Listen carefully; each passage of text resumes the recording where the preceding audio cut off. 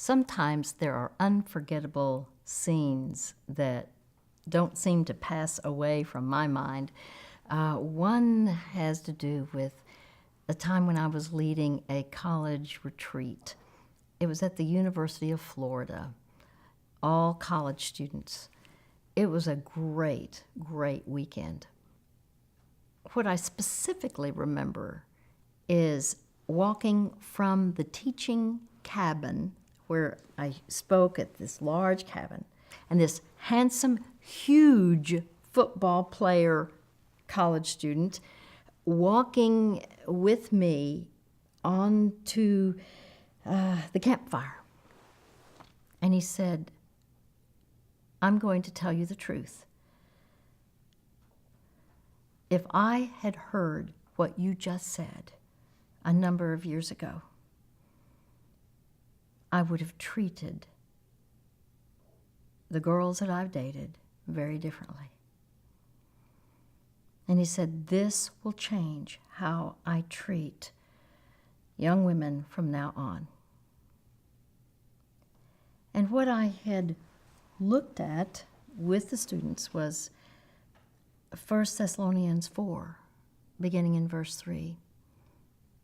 It is God's will that you should be sanctified, that you should avoid sexual immorality, that each of you should learn to control his own body in a way that is holy and honorable, not in passionate lust like the heathen who do not know God, and that in this manner no one should wrong his brother or take advantage of him.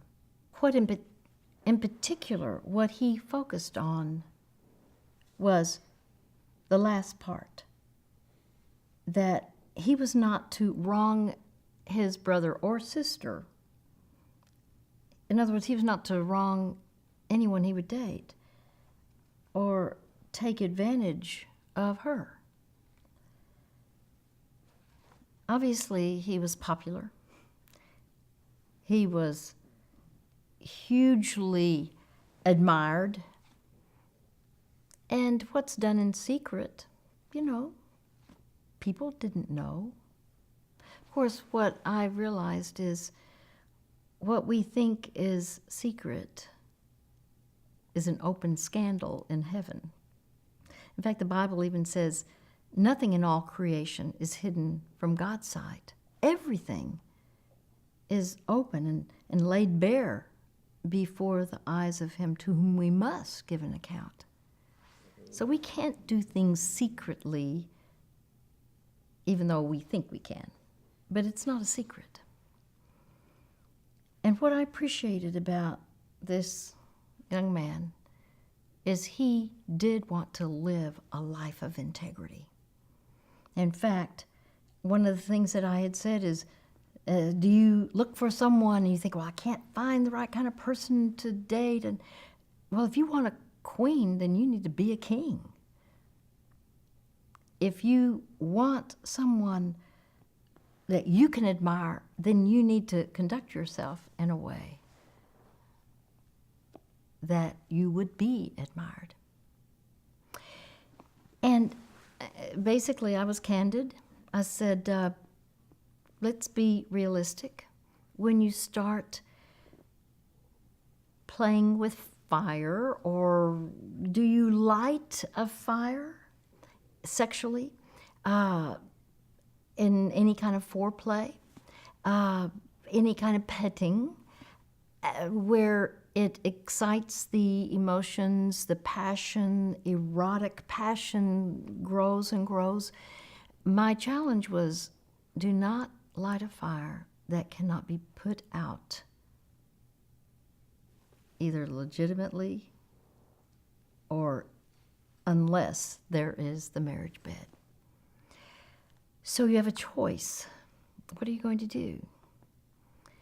One way to look at it is, don't let anyone touch you, and don't touch another person if you're not married in the areas covered by your bathing suit. Most of all, see that you are responsible for the person you are dating, because that date in the future more than likely will be somebody's mate. And think about the person that you want to marry.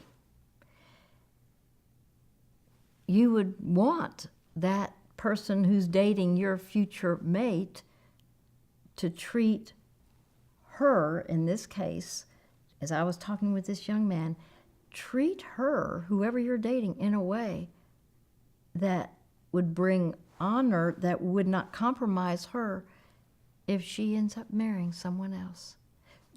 This is the do unto others what you would have them do unto you.